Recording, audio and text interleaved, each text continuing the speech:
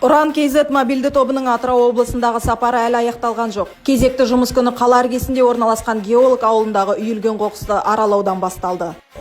Гулевтің кезінде топырақ алған ғой, карьер. Мына жерде ел болмаған ол кезде. Бірақ енді оның топырақпен бітеуге болады. Мынау ғой, мусор, бүткіл қаланың мусорына келіп төгіп жатыр. Қоқыстың қасында өмір сүріп жатқан тұрғындар оның күн санап ұлғайып бара жатқанына алаңдап отыр.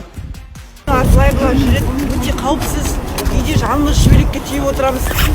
Мусордың қасына ойнап түсіп деп қорқамыз. Жазды күні массаға иіс терезе ашықсымайды иістеген. Тұрғындар бәрінен бұрын балалар үшін уайымдайды. Себебі мұнда қоқыстан бөлек су толған батпақты шұңқыр бар. Ойын баласы түсіп кетпесе болғаны.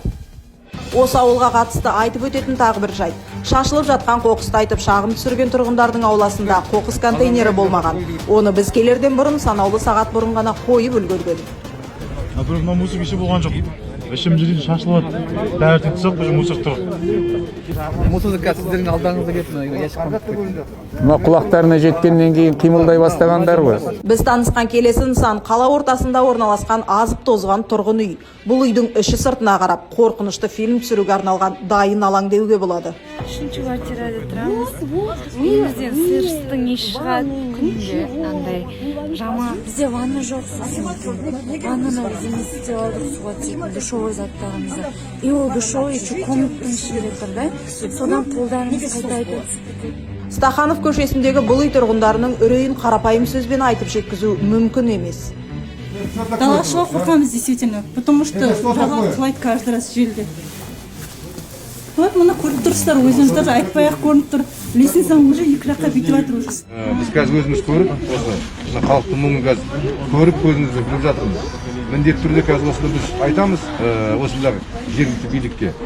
Сондай-ақ қоғам белсенділері Абай көшесіндегі 17-ші үй тұрғындарының мәселесіне назар аударды. Пәтер иелері кооперативінің есігін тоздырған бұл тұрғындардың өтінішін ешкім естімейтін секілді. Өліп жатқан қанша мысық бар? Қанша ит бар? Құдай біледі, оны адам білмейді. Ішінде не болып жатқанын. Қарасаңыздар қазір, жоқ, мына аяқпен бара алмайсыз айнам. Бара алмайсыз да? Себебі су былай мына жерде. Жерден жоғары су бар. Қауіпсіз тұрғын үй жыры одан әрі жалғасты. Қала шетіндегі Береке шағын ауданынан Нұрлы жер мемлекеттік бағдарламасы аясында баспана алған тұрғындардың берекесі кеткен. Қоныс тойын тойлау қуанышы ұзаққа созылмаған тұрғындар үй сапасына шағымданып отыр. Бұлай енді жақсы сыртынан қарағанда. Подвалына кірсеңіздер, совсем подвал дейтіндер, есік дейтін астары мынандай ашық. Ал дым пена қиылмаған.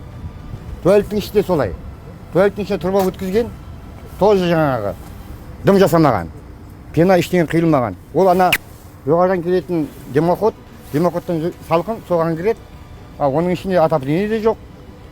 Ол далаға отыр, не ішкі отыр, какой разница? Біздің қызыл автобус тоқтаған келесі аялдама қала маңындағы Сарыөзек ауылы. Мұндағы жұрттың әлеуметтік мәселесін жіктеп беруге болады. Ауыз су тапшы, мектеп жоқ, қоғамдық көлік қатынамайды. Проблемалар тізімі осылай кете береді. Біргемізде мінекей көріп тұрсыздар көздеріңізбенен жаңағы сасыған су қаланың канализациясы. Оған ар жағында мына қаланың мусорны өртейтін жеріміз бар. Балдарымыз демала алмайды. Қақ мына ауылдық ортаның қақ ортасында морг бар.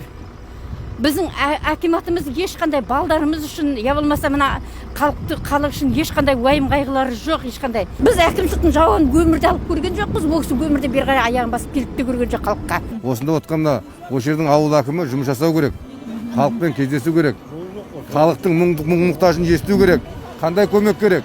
Уран КЗ белсенділерінің Атырау аймағындағы халықты толғандырған мәселелермен танысуы жалғаса береді. Ең бастысы жергілікті билік басшылары жауаптан қашпаса болғаны.